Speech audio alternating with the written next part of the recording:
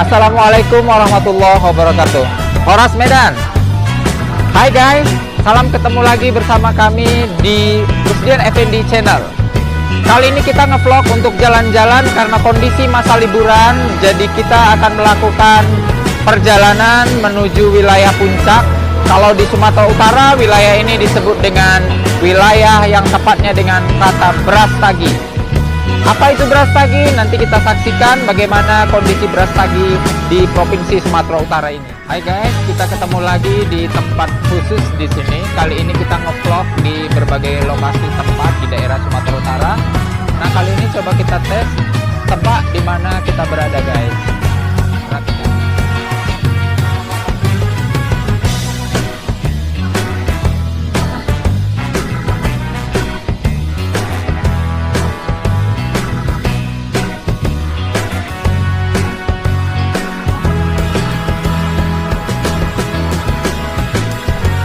Oke guys, beginilah kondisi situasi pada malam hari saat liburan di masa-masa pandemi ini.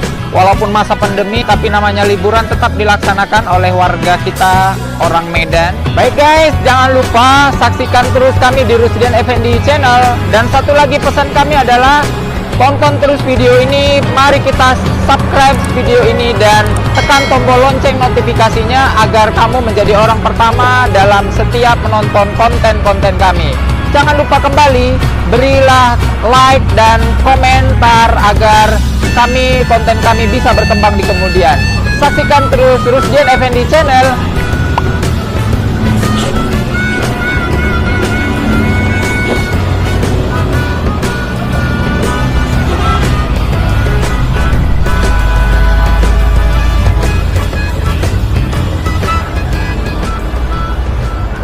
Baik guys, kita sudah berada di penginapan Dian Carona Hotel dan beserta keluarga malam ini kita akan menginap dulu dan besok perjalanan akan kita lanjutkan.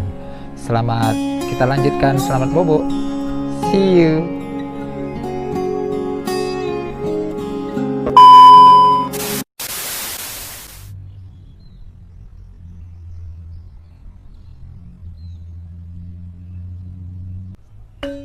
Hai guys, pagi ini kita sudah berada di daerah Brastagi, tepatnya di penginapan Dian Carona.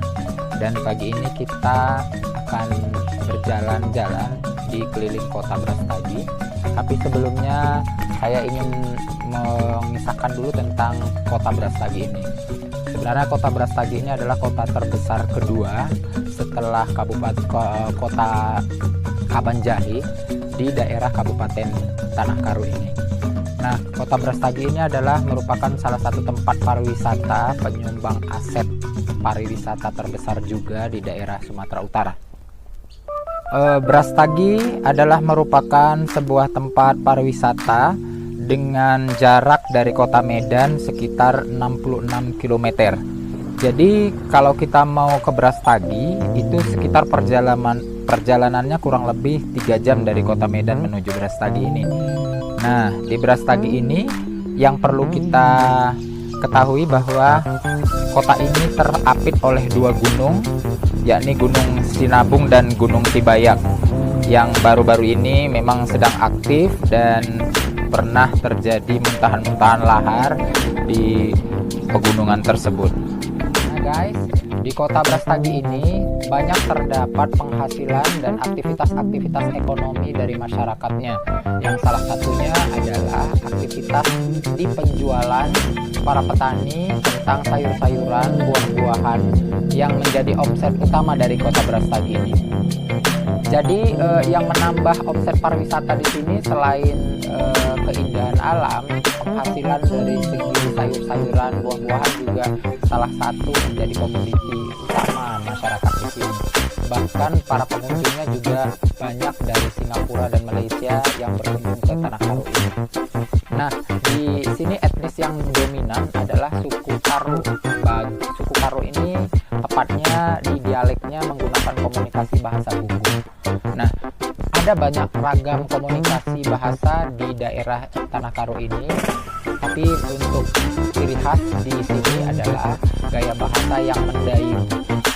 Gaya bahasa orang Karo ini agak sedikit berbeda dengan gaya bahasa orang Batak pada umumnya. Nah, kita ketahui kalau orang Indonesia datang berkunjung ke Medan atau ke Sumatera Utara, bertemu dengan etnis kita suku Batak, terkesan sedikit kasar gitu, tapi hatinya ya tidak seperti itu gitu.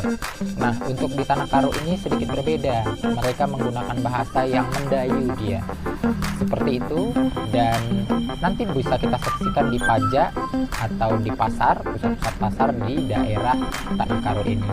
Oke. Baik guys, berbicara tentang Kota Brastagi, banyak terdapat objek-objek wisata yang ada di kota ini. Sebelumnya kita kenalkan dulu salah satu tempat, yakni Gundaling. Kalau di Gundaling, kota yang cukup khas atau lokasi yang cukup khas di sini adalah view-nya, pemandangannya, karena dia di dataran yang tinggi dan kita mau melihat kondisi situasi pemandangan yang ada di sekitarnya. Kemudian juga selain Gundaling, tempat tertinggi di Brastagi, sebelum kita sampai Brastagi ada juga namanya tempat penatapan yang pada saat malam kami sudah sampai ke situ. Itu juga view-nya pemandangan ke bawah. Nah, selain itu juga ada pemandian si debu-debu. Pemandian di mana air panas dan mengandung belerang, sehingga masyarakat baik sekitar kota Medan dan sekitarnya ini sering berkunjung ke daerah tersebut. Ada satu lagi tempat lokasi yang disebut air terjun Sikulikap. Nah, air terjun Sikulikap ini berada di daerah ini. Nanti kita akan berkunjung ke daerah tersebut.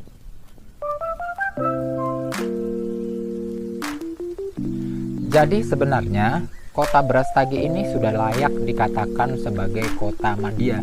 Tetapi sebagaimana persyaratan pemekaran sebuah kota madya, minimal dia memiliki 4 kecamatan. Nah, Brastagi ini masih memiliki beberapa, hanya 3 kecamatan saja. Ada Kecamatan Dolas Raya, kemudian ada Kecamatan Merdeka, dan Kecamatan Brastagi.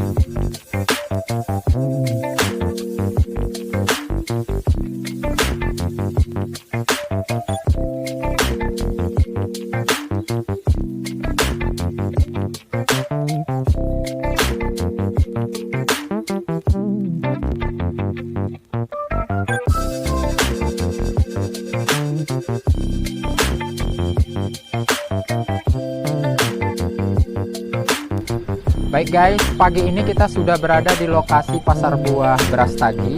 Kita lihat kondisi sesudah new normal, kondisi pariwisata di daerah Sumatera Utara, tepatnya di Brastagi. Mari kita saksikan.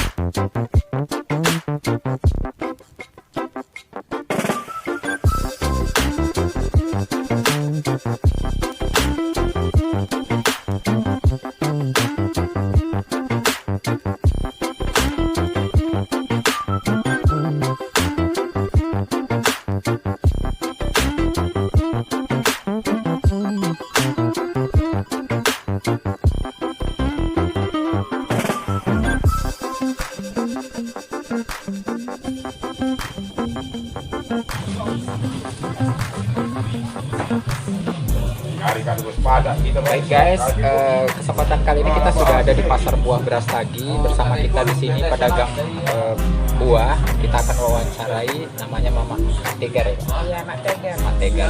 Gimana kabar Mak Tegar selama jualan di sini? Ya, selama 2 minggu inilah ya sudah mulai jualan. Selama mulai ada Covid ya, sudah 2 minggu berjualan, sudah lumayan lah, sudah ada satu-satu.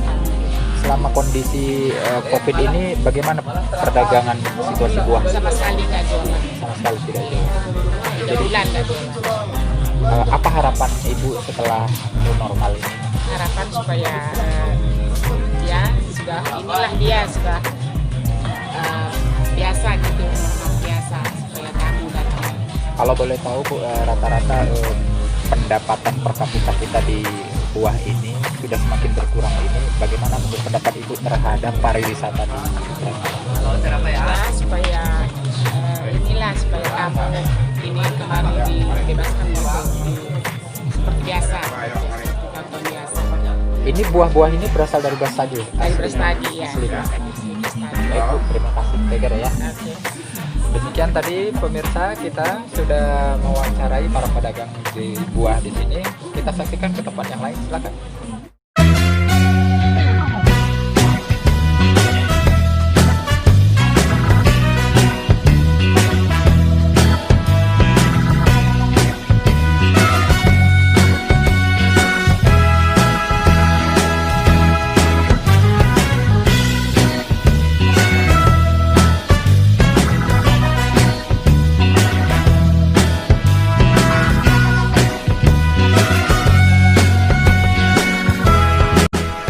Baik guys, kita sudah berada di tempat posisinya persis di perkebunan stroberi. Begitu cantik dan indahnya pemandangan view kita di sini karena kita berada di bagian tertinggi. Kita lihat pemandangan berikut ini.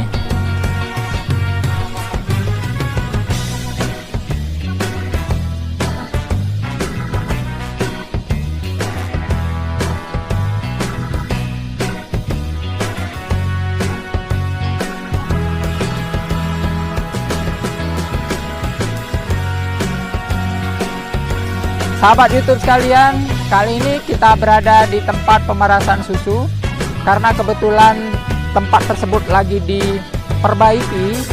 Jadi kondisi renovasi itu belum selesai, maka kita diarahkan tempat persisnya di daerah ini. Ini adalah restonya. Kita akan berada